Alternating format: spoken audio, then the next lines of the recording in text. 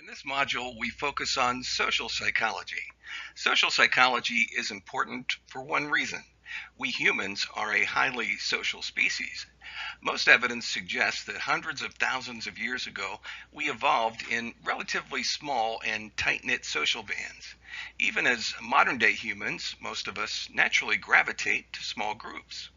When we're deprived of social contact for a considerable length of time, we usually become lonely.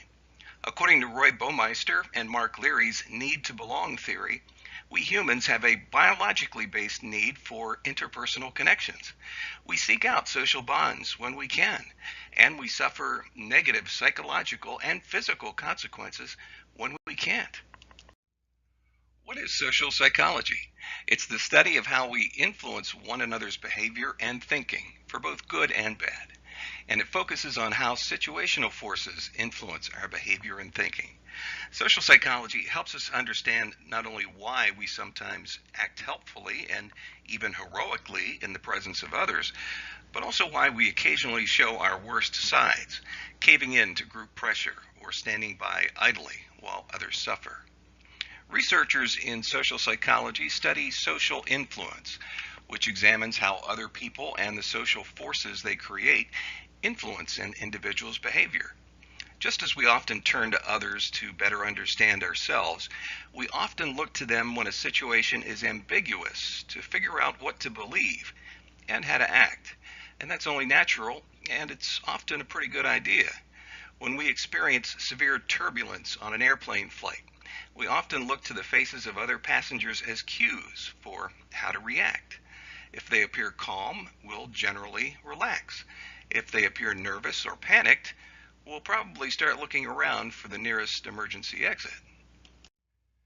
This lecture is divided into two main parts, just like the chapter in the text. We'll start with how others influence our behavior, looking at conformity and obedience. And then we'll move on to how we think about our own and others' behavior, considering cognitive dissonance theory and how we make attributions. Conformity is defined as a change in behavior, belief, or both to conform to a group norm as a result of real or imagined group pressure. We all conform to social pressure from time to time, yet as we'll soon see, we occasionally take this tendency too far. Conformity has negative connotations in Western cultures. Some conformity, though, is needed for society to function. And in the military, conformity is essential because in a time of war, soldiers cannot do his or her own thing while in battle. The major types of social influence are informational social influence, normative social influence, and situational factors which influence our behavior. The Sharif study sheds light on informational social influence. Participants were placed in a completely dark room and exposed to a stationary point of light to estimate the distance this light moved. The light actually never moved, but participants reported movement when alone and in a group setting. This is called the autokinetic effect, an illusion whereby a stationary point of light appears to move in a dark room because there's no frame of reference, and our eyes spontaneously move. During the first session, each participant was alone in the dark room when making their judgments. But during the next 3 sessions, they were in the room with 2 other participants and could hear each other's estimates of the illusory light movement. The average individual estimates varied greatly during the first session. During the next 3 sessions, though, the individual estimates converged upon a common group norm. A year later, participants were brought back and made estimates alone, yet these estimates remained at the group norm. This pattern of results suggests the impact of informational social influence, which is influence that stems from our desire to be correct in situations in which the correct action or judgment is uncertain, and we need information. When a task is ambiguous or difficult and we want to be correct, we look to others for information. For instance, when visiting a foreign culture, it's usually a good idea to watch how the people living in that culture behave in various situations, because they provide information to outsiders on how to behave in that culture. Here's the data from the Sharif study. When the 3 participants in the study were alone in the laboratory on the first day, Their estimates of the apparent movement of the stationary point of light varied greatly. However, once they were all together in the laboratory from the second through the fourth day and could hear one another, their estimates converged. By the fourth day, they were all making the same judgments. Informational social influence effect stems from our desire to be right in situations in which the correct action or judgment is not obvious, and we need information. In Sharif's study, participants needed information because of the illusory nature of the judgment. Thus, their conformity was due to informational social influence. Solomon Asch conducted the classic study of conformity in the 1950s, which demonstrated normative social influence. In Asch's study, visual judgments were easy visual discriminations involving line length judgments. There was no illusion involved. And shown is a photograph taken from one of Asch's conformity experiments. The student in the middle is the actual participant. The other participants are confederates of the experimenter. As you can see, the actual participant is perplexed by the obviously incorrect responses of the confederate participants on this trial. Specifically, participants had to judge which one of three lines was the same length as a standard line. The correct answer or behavior was obvious. When making such judgments alone, almost no mistakes were made. Experimental confederates, part of the experimental setting, made deliberate mistakes on certain trials.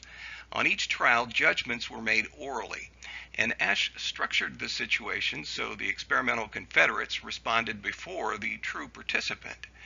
And these experimental confederates arranged to make mistakes on certain trials in an effort to see how the real participant would respond when asked to make line length judgments. Here's an example of Asch's line length judgment task. Which of the comparison lines is the same length as the standard line? If several other participants said it was line number 3, would you go along with them? And the results? About 75% of the participants gave an obviously wrong answer at least once, and overall conformity occurred 37% of the time. This conformity occurred despite the fact that the correct answer, unlike in Sharif's study, was obvious. Asch's results indicate the power of normative social influence, influence stemming from our desire to gain the approval of and to avoid the disapproval of other people. In essence, we change our behavior to meet the expectations of others and to gain the acceptance of others. If the line length judgments were extremely difficult and the correct answers were not clear, then informational social influence would likely lead to even higher levels of conformity. Asch and later researchers went on to pinpoint some of the situational factors that impact conformity. If the group is unanimous, conformity will increase. If one person is different somehow, it allows other people to avoid conforming.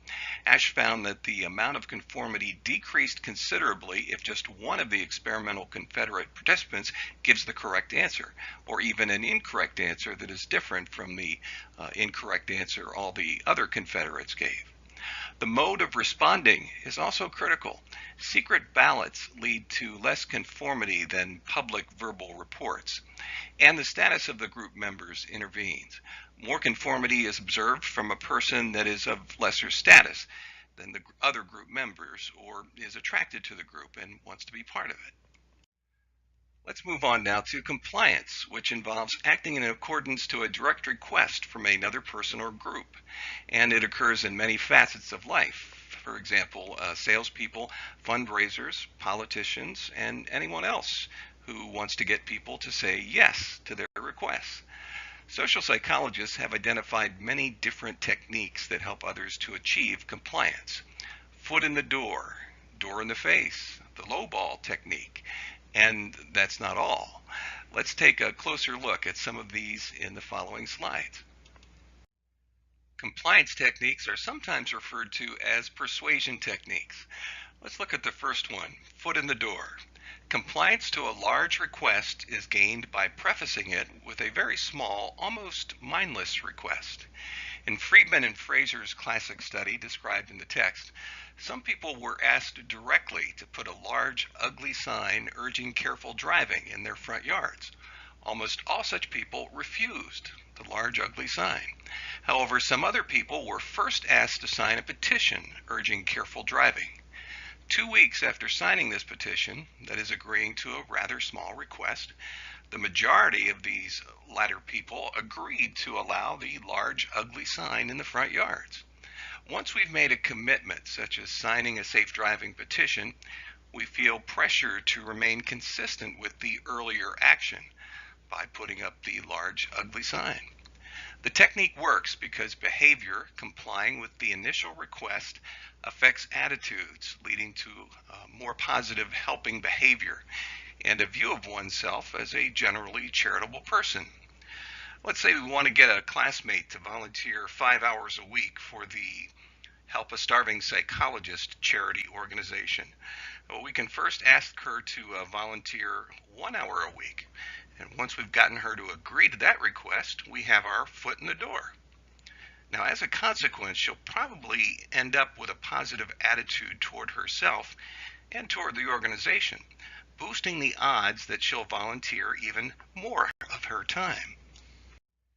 The opposite of the foot in the door technique is the door in the face technique.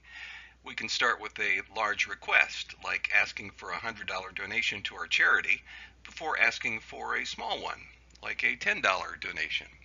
Compliance is gained by starting with a large, unreasonable request that is turned down, and then following it with a more reasonable, smaller request.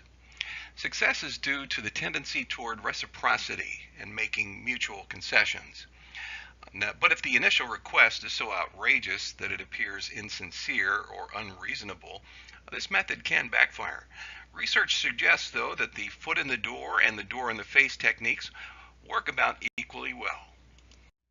The next technique is the lowball technique.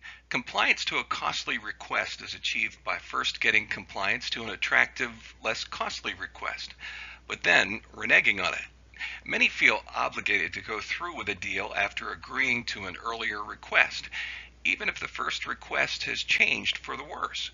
People, again, here want to remain consistent in their actions, and this is similar to the foot in the door technique, in that a second larger request is the one desired all along. Let's say the seller of a car starts by quoting a price well below the actual sales price. Now, once the buyer agrees to purchase the car, the seller mentions all of the desirable or needed add-ons that come along with the car. By the time the deal is done, the buyer may end up paying twice as much as he'd initially agreed to pay. The final compliance technique is that's not all. People are more likely to comply with a request after a build-up to make the request sound better. The technique is often used in television infomercials. For example, the announcer says, "But wait, that's not all, there's more." And more merchandise is added to sweeten the deal, usually before you even have a chance to respond. As in the door in the face technique, reciprocity is at work.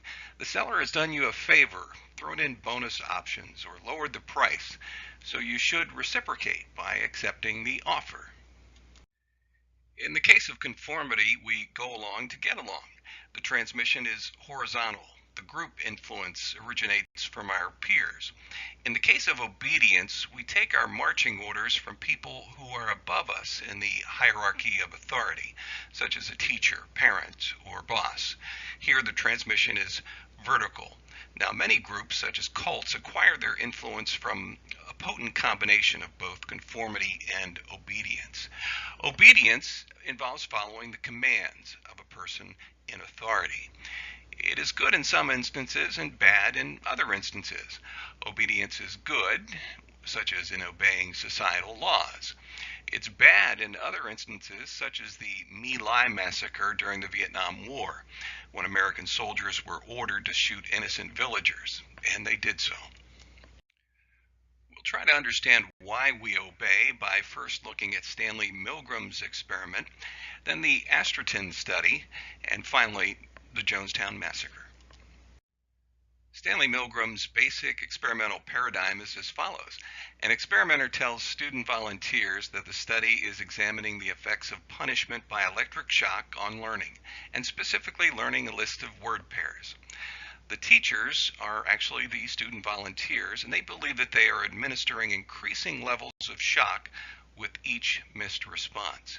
Despite cries of pain from the learner, who is actually an experimental confederate and a pretty good actor, the students continue with the shocks. Now, the shock generator is not real. It does not actually administer shocks to the student. It's important to realize that the teacher in this experiment thought he was administering real shocks because of real mistakes. And if at any time he would turn to the experimenter to ask if he should continue, the experimenter would urge them to go on. Please go on. The experiment requires that you continue. Now, before this experiment, Milgram asked various types of people what they and other people would do. Most thought people would stop at relatively low shock levels, and psychiatrists believed that maybe 1 person in 1,000 would go to the end of the shock generator. In reality, almost 2 out of every 3 participants, 65%, continued to obey the experimenter and administered the maximum possible shock of 450 volts. And this is particularly disturbing because the learner in this experiment had mentioned a heart condition before the experiment started and during his protests. Why did this happen? The difference between what we say we will do and what we actually do illustrates the power of situational social forces on our behavior. The foot in the door technique was used because participants started off giving very mild shocks, 15 volts, and increased the voltage relatively slowly. And the learner did not protest these early shocks, and the teacher in the experiment had obeyed several times before the learner started his protests. Similar results have been found with females and participants in other cultures. Psychologists have learned a great deal from Milgram's work. They've learned that the power of authority figures is greater than almost anyone had imagined. Most people, even psychiatrists, underestimate situational influences on behavior. The Astratin study was interesting because it was studied in a real-world setting rather than the experimental setting of Milgram's study. The participants were nurses on duty alone in a hospital ward. Each nurse responded to a call from a personally unknown staff doctor who authorized a potentially dangerous dosage of Astratin to be given to a patient in the ward. Of 22 nurses phoned, 21 did not question the order, and this situation violated hospital rules. Medication orders needed to be given in person and not over the phone, and it was a clear overdose, and the medication was unauthorized. Of the 22 nurses phoned, 21 did not question the order and went to give the medication but were intercepted before actually giving it to the patient. A separate sample of 33 nurses was asked about this situation and what they would do if they were placed in it. All but 2 said they would not obey the doctor's order.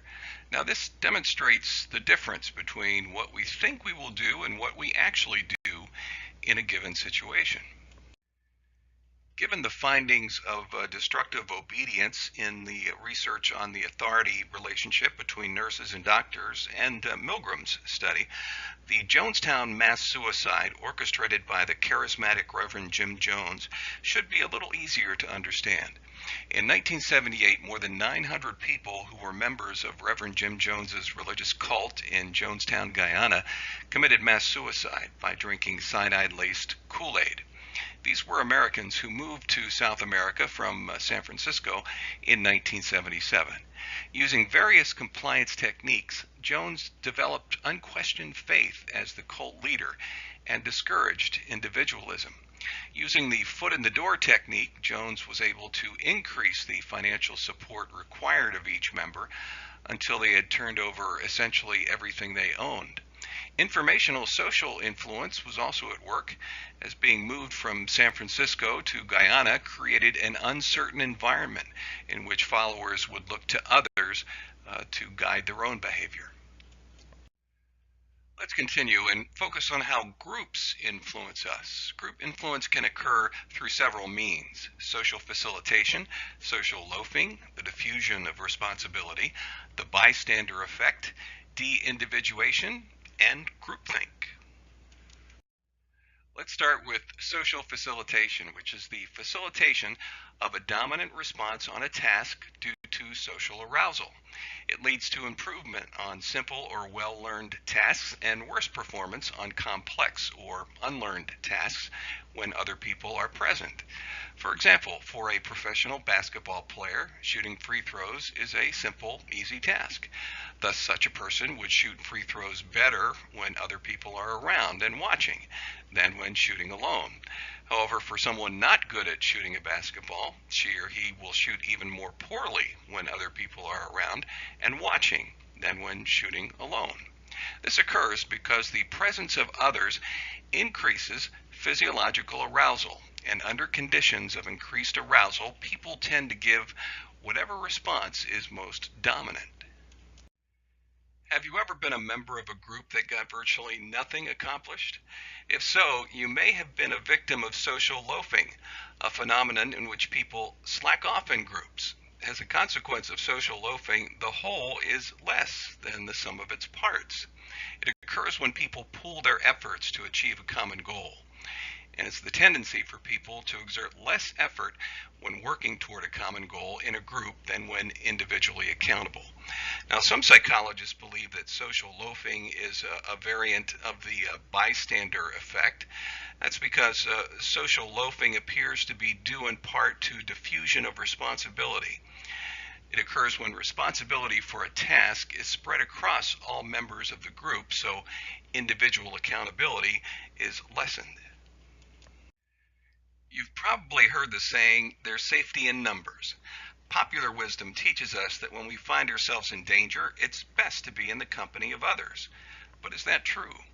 The bystander effect posits the probability of a person's helping in an emergency is greater when there are no other bystanders than when there are other bystanders. The Kitty Genovese 1964 murder is a tragic example of the bystander effect.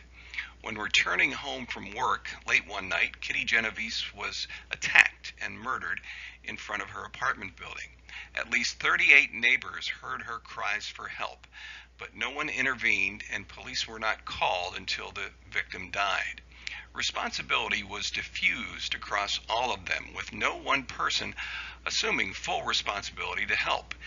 Kitty might have received help and possibly lived had there been only one person available to give help, rather than 38. One process that can make us more vulnerable to conformity is de-individuation, the tendency of people to engage in atypical behavior when stripped of their usual identities.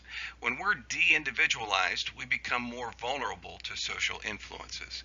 It involves the loss of self-awareness and self-restraint in a group situation that fosters arousal and anonymity.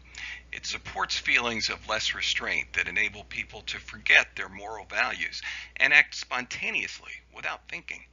It allows action within the anonymity of the group situation. The uniform of Ku Klux Klan members, especially the hood, fosters de-individuation, the loss of self-awareness and self-restraint in a group situation that fosters arousal and anonymity. Groups sometimes become so intent on ensuring that everyone agrees with everyone else that they lose their capacity to evaluate issues objectively. To be sure, groups sometimes make good decisions, especially when group members are free to contribute opinions that aren't influenced and potentially contaminated by peer pressure. Groupthink is a mode of group thinking that impairs decision making. It occurs when the desire for group harmony overrides a realistic appraisal of the possible decisions. It leads to an illusion of infallibility or belief that the group cannot make mistakes. Groupthink has been linked to the Challenger disaster. NASA officials who were suffering from an illusion of infallibility ignored the warnings of engineers who opposed the launch because of dangers posed by the cold temperatures to the seals between the rocket segments. Let's move on to the second half, or the second part of the lecture, how we think about our own and others' behavior. When we try to figure out why people, ourselves included, did something, we're forming attributions or assigning causes to behavior. We make attributions every day. It's the process by which people explain their own behavior and the behavior of others. What do we think are the causes of our behavior and the behavior of others? Some attributions are internal, inside the person, such as when we conclude that Joe Smith robbed a bank because he's impulsive. Other attributions are external, or outside the person, such as when we conclude that Bill Jones robbed a bank because his family was broke. We can explain a great deal of our everyday behavior by situational factors, like peer pressure, that are external to us. Trying to understand why people do the things they do is a puzzle that fascinates all of us. We can observe people's behavior and listen to what they say, but to determine the underlying cause of their behavior, we often have to make inferences from these observations. Making inferences means taking the information we have and coming up with a good guess about who someone is and what the person is likely to do in the future. An internal attribution involves explaining behavior in terms of a person's disposition or personal characteristics, such as his or her traits and abilities. An external attribution involves explaining behavior in terms of a person's circumstances or the situation they're in. External attributions include causes outside the person, such as social pressure and even the weather. And here's an example to help you see the difference. Did Beth get an A on the test because she is smart, which would be an internal attribution, or because the test was easy? And that would be an external attribution. One of the great lessons of social psychology is that when we make attributions for the behavior of others, we commit the fundamental attribution error. This is where the observer tends to overestimate internal dispositional influences and underestimate external situational influences upon others' behavior. Basically, external factors are ignored when explaining the behavior of other people. No one knows for sure why we commit the fundamental attribution error, but one likely culprit is the fact that we're rarely aware of all the situational factors impinging on others' behavior at any given moment. When we witness a senator caving into political influence on a vote, we may think to ourselves, what a coward, because we may not recognize or appreciate the social pressure he was feeling. Interestingly, we're less likely to commit the fundamental attribution error if we've been in the same situation ourselves, or been encouraged to feel empathetic toward those we're observing. Perhaps because taking a walk in others' shoes helps us grasp what they have to contend with. This explanation dovetails with a curious finding. We tend to commit the fundamental attribution error only when explaining others' behavior. When explaining the causes of our own behavior, we typically invoke situational influences. Other biases that can influence our attributions for the behavior of others include the just world hypothesis, where the observer places blame on victims by assuming that the world is just and that people get what they deserve. It helps to justify cruelty to others. The just world hypothesis implies that many of us have a deep-seated need to perceive the world as fair, to believe that all things happen for a reason. Many people with a strong belief in a just world are likely to believe that victims of rape are responsible for their plights because of how the person was dressed.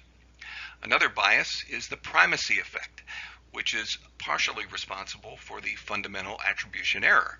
It occurs when early information is weighed heavily, more heavily than later information in forming an impression of another person. An example of this would be the halo effect.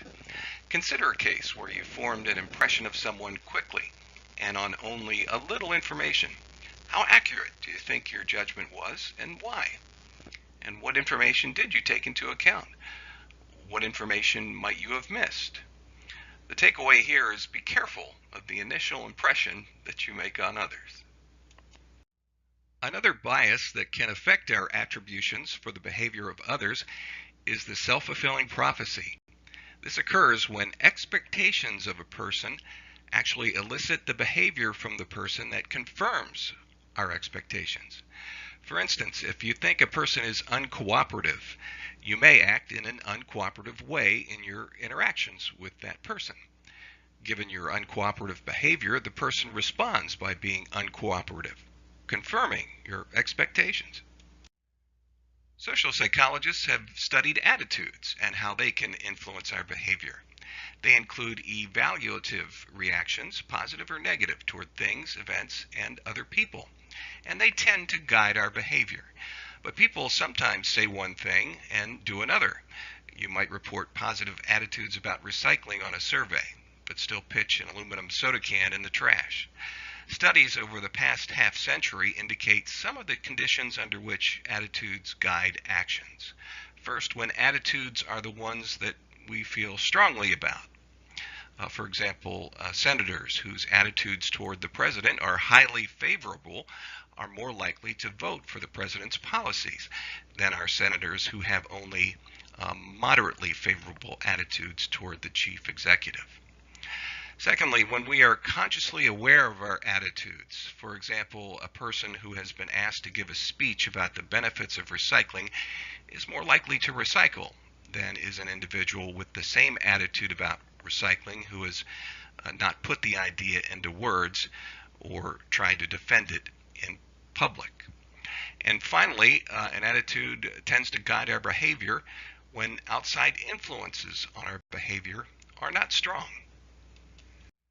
Just as attitudes guide behavior, ample evidence also exists that changes in behavior sometimes precede changes in attitudes. Social psychologists offer three explanations of why behavior influences attitudes: cognitive dissonance theory, self-perception theory, and role-playing. Festinger and Carlsmith's study demonstrated cognitive dissonance. In the study, participants completed a boring task. Now, this was an incredibly boring task, such as turning pegs on a pegboard, or organizing spools in a box, dumping them out, and then organizing them again. After an hour, the experimenter explained that the experiment was concerned with the effects of a person's expectations on their task performance. The experimenter became upset, though, because a student assistant didn't show up. The assistant was to pose as a student who just participated in the experiment and to tell the next waiting student that the task was really enjoyable. Students were asked to take the place of the assistant and were offered pay of $1 or $20 for lying. In other words, for saying that the task was enjoyable. Before leaving, the students were asked to rate their enjoyment and reactions to participating in that study. The findings of Festinger and Carlsmith's study were somewhat opposite of what you might expect. Participants who were paid only $1 rated the boring tasks as fairly enjoyable. On the other hand, participants who were paid $20 rated the boring tasks as boring. The question is, why? Festinger proposed cognitive dissonance theory as an explanation, which purports that people change their attitudes to reduce the cognitive discomfort created by inconsistencies between their attitudes and their behavior.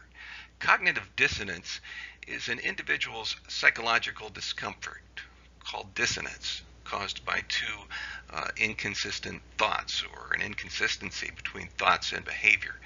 According to the theory, we feel uneasy when we notice an inconsistency between what we believe and what we do. Cognitive dissonance is at the root of that uncomfortable feeling of being a hypocrite.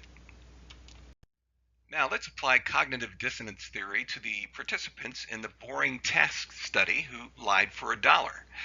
Why did they rate the task as enjoyable? Their attitude was that the tasks were incredibly boring, but this was inconsistent with their behavior, lying about the tasks for only $1. This inconsistency would cause them to have cognitive dissonance. To reduce this dissonance, the participants changed their attitude to be that the tasks were fairly enjoyable, relieving the inconsistency and resulting dissonance.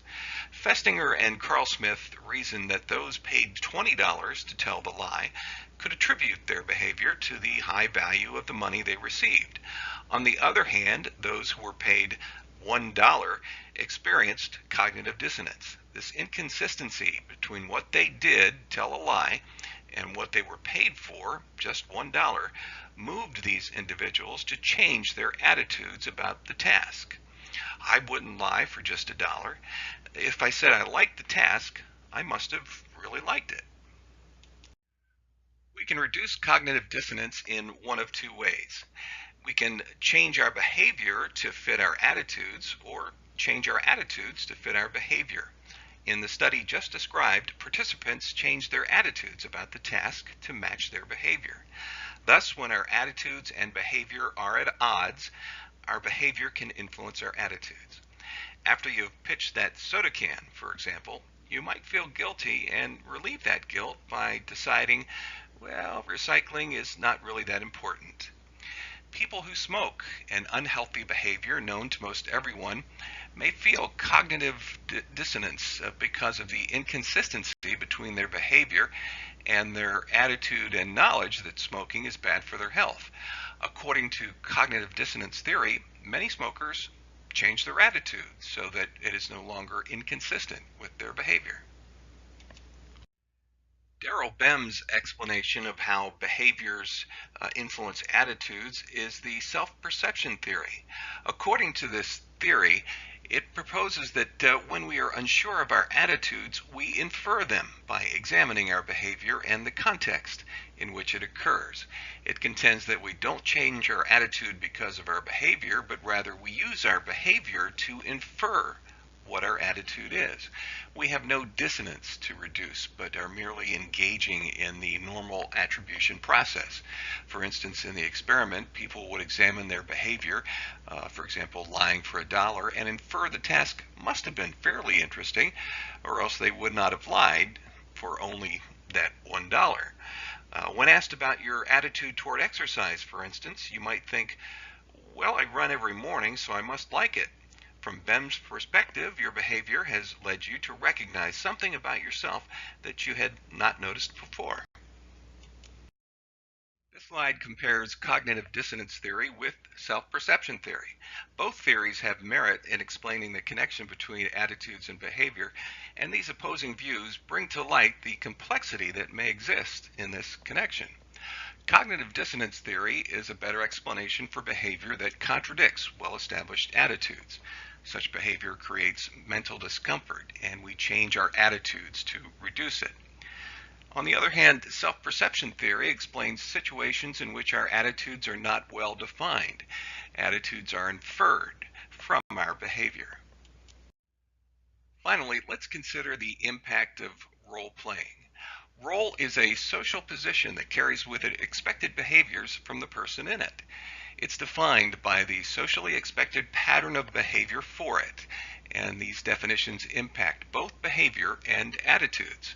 Every day we play multiple social roles: student or teacher, son or daughter, roommate, athlete, and club member, to name but a few. What happens when we temporarily lose our typical social identities and are forced to adopt different identities? Philip Zimbardo and his colleagues first approached this question in the 1970s. Zimbardo knew about the dehumanizing conditions in many prisons and wondered whether they stemmed from people's personalities or from the roles they're required to adopt. In a now classic study, Zimbardo recruited male college students to participate in a study held in the basement of the Stanford University Psychology Building, which was renovated to be a mock prison. The most emotionally stable volunteers were selected for the study and then randomly assigned to play the roles of prisoner and prison guard. The guards were given uniforms and billy clubs. The prisoners were locked in cells and had to wear humiliating clothing, smocks with no undergarments. The participants began to take their respective roles too seriously. After only one day of role playing, the guards started treating the prisoners cruelly. Some of the prisoners rebelled, and others began to break down. Role playing quickly became reality. The situation deteriorated so much that Zimbardo had to stop the study after only 6 days.